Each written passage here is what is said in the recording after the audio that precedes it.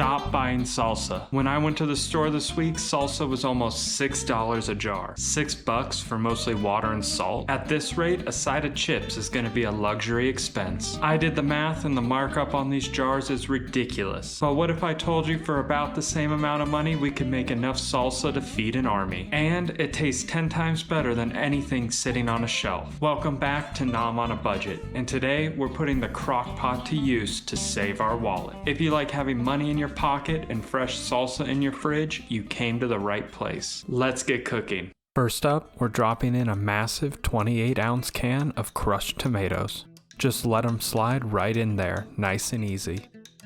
This is the base of our masterpiece. Next, we're adding 2 beautifully diced red onions. Look at that color. Now, I did cry while I was cutting these, but for this much flavor, totally worth it. Get them all in there, no onion left behind. Time for some heat. I'm adding 3 jalapenos. I'm having them, and listen, if you want to keep your dignity, scrape those seeds out, unless you like your salsa with a little bit of heat. Now, we're going in with 5 cloves of garlic. Give them a good smash first to wake them up. We want all that flavor released, and don't worry about garlic breath. If you eat enough of this, everyone else will have to deal with it. We're adding 1 teaspoon of cumin. This is that secret ingredient smell that makes your kitchen suddenly feel like a 5-star taco shop. It's smoky, it's earthy, and honestly, if I could turn this scent into a candle, I'd be a billionaire. We're going in with 1.5 teaspoons of salt. Now don't get shy here. Salt is the volume knob for flavor. It's going to make those tomatoes sing and those onions pop. Just rain it down in there like you're the Picasso of salsa. There you go, perfectly seasoned and ready for greatness. To balance out all that acidity, we're adding 1/2 teaspoon of honey. It's that secret weapon, people. And here's today's trivia. Honey is the only food that truly lasts forever. They've actually found edible honey in 3,000-year-old Egyptian tombs. So if your salsa lasts this long, which it won't because it's delicious, you're all set. Lid goes on. We're cooking this on high for exactly 3 hours. Now this is the hardest part of the entire recipe, waiting. Go watch a show, take a nap, or just stare at the pot. Off comes the lid, and wow, that smells incredible. Now, grab 1 bunch of cilantro and tear off those leaves and toss them right in. It's like a fresh green explosion of flavor just joined the party. Get in there. Now for the fun part. I'm going in with my Immersion blender to get it nice and smooth.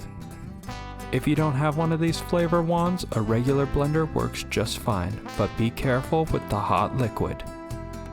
And hey, if you're a fan of thick, chunkier style, just give it a few pulses and call it a day.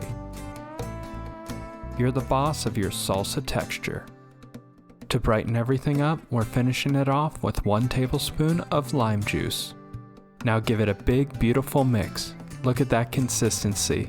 We turned just a few basic ingredients into a mountain of fresh salsa. And best part, it's officially ready to eat. Now, don't go anywhere because in the next section, I'm doing the ultimate taste test to see if it lives up to the hype. If you want to make this yourself, I've put a full list of ingredients and step-by-step instructions there as well. Now, would you do me a huge favor and hit that like button if you love saving money, and smash the subscribe button so you never miss another budget-friendly meal. Alright. Let's go grab the chips. The tomatoes have broken down, the onions are tender, and the smell in this kitchen is everything. We just turned a few ingredients into a massive batch of liquid gold. Let's give it a try.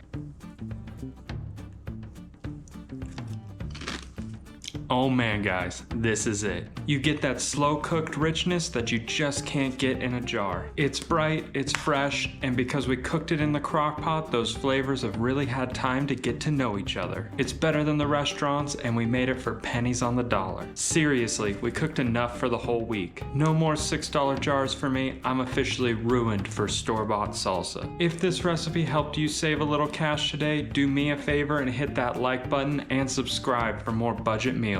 Thanks so much for watching, happy cooking, and I'll see you in the next one.